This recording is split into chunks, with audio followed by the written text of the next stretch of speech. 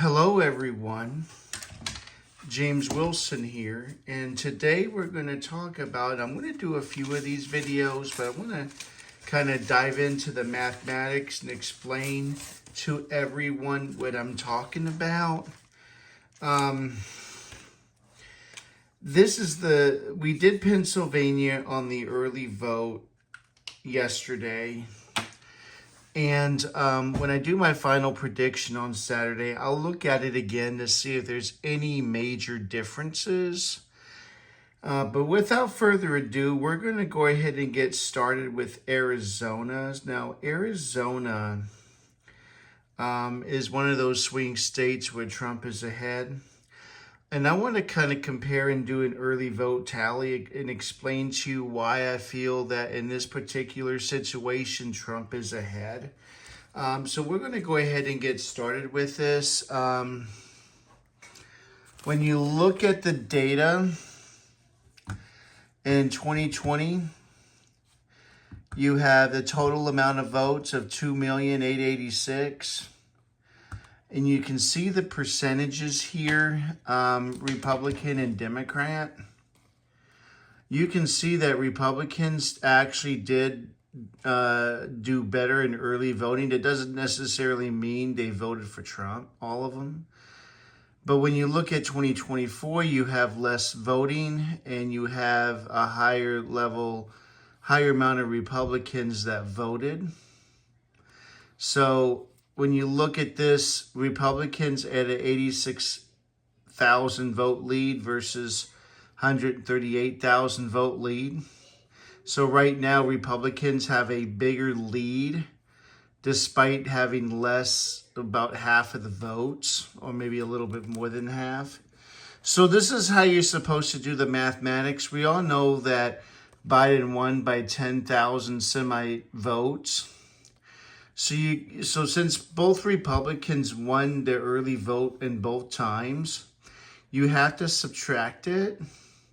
And that comes to a difference of 51,925. So right now, as we speak, Republicans are overperforming by 51,925. Now that can change on election day. As I said, I'm very busy between that Saturday and election day. I'll make my final prediction on Saturday. And bearing some crazy stuff, like extreme crazy stuff, I'm not talking about a comedian. I'm talking about like extreme crazy stuff. I may change it, but more than likely it's gonna stick. So Republicans overperformed by 51,925. However, Biden won last time, so you have to subtract that. So right now, the Democrats have to overperform by 41,468. So what this means is if this was the number on election day, Democrats would actually have to overperform. I don't really see that happening too much at this particular point in time. As I said, I'll take a look at this again just before election day.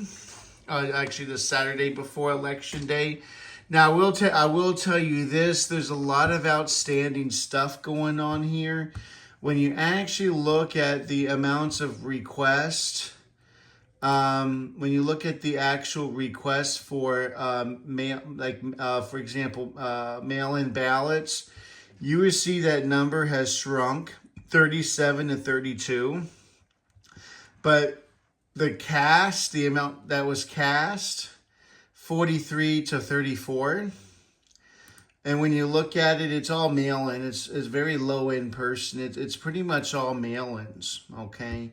So there's still a lot of outstanding ballots. That's what I'm trying to say. There's a lot of outstanding ballots. So I don't know exactly how that's all going to go.